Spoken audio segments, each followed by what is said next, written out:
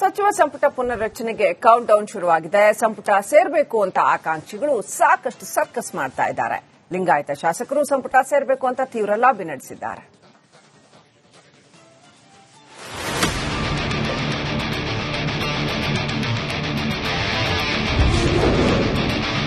ಸಂಪುಟ ಸೇರಲು ಶಾಸಕರ ಪೈಪೋಟಿ.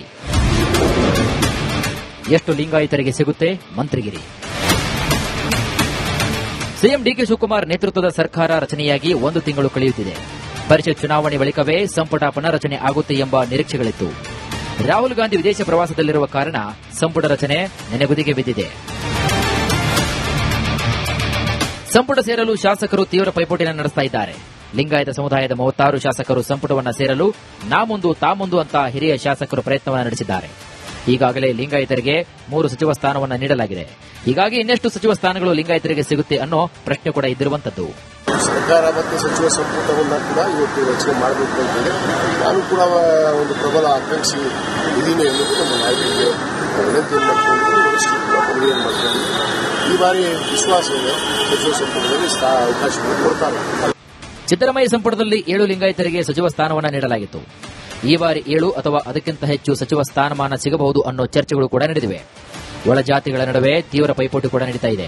ಪಂಚಮಸಾಲಿ, ಸಾದರ, ಬಣಜಿಗ ಮತ್ತು ಗಾಣಿಗ ಲಿಂಗಾಯತ ಶಾಸಕರ ನಡುವೆ ಫೈಟ್ ನಡೀತಾನೆ ಇದೆ. ಹಿರಿಯ ಶಾಸಕರಾಗಿರುವಂತಹ ನಾಡಗೌಡ, ಲಕ್ಷ್ಮಣ ಸವದಿ, ಪಟ್ಟಣ್, ಹುಕ್ಕೇರಿ, ಕೌಜಲಗಿ, ಯಶವಂತರಾಯಗೌಡ, ಕಾಶಪ್ಪನವರ್, ರಾಯರೆಡ್ಡಿ, ಶಾಂತನಗೌಡ, ಜಿಎಸ್ ಪಾಟೀಲ್ ಷಡಕ್ಷರಿ ಲಾಬಿ ಕೂಡ ಮಾಡುತ್ತಿದ್ದಾರೆ. ತಮ್ಮ ಬೆಂಬಲಿಗರ ಮೂಲಕ ಒತ್ತಡವನ್ನು ಹೇರುತ್ತಿದ್ದಾರೆ.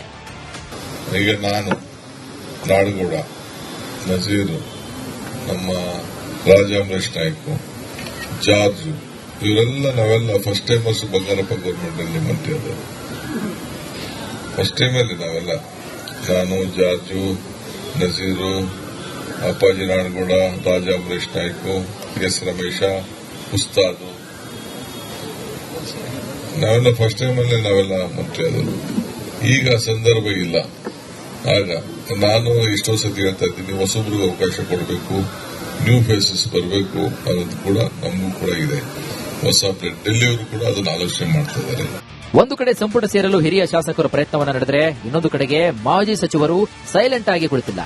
ಹೆಬ್ಬಾಳ್ಕರ್, ಶಿವಾನಂದ ಪಾಟೀಲ್, ಎಸ್ಎಸ್ ಮಲ್ಲಿಕಾರ್ಜುನ್, ದರ್ಶನಾಪುರ್ ಕೂಡ ಹೈಕಮಾಂಡ್ ನಾಯಕರ ಮೇಲೆ ಒತ್ತಡವನ್ನು ಹೇರ್ತಾನೆ ಇದ್ದಾರೆ.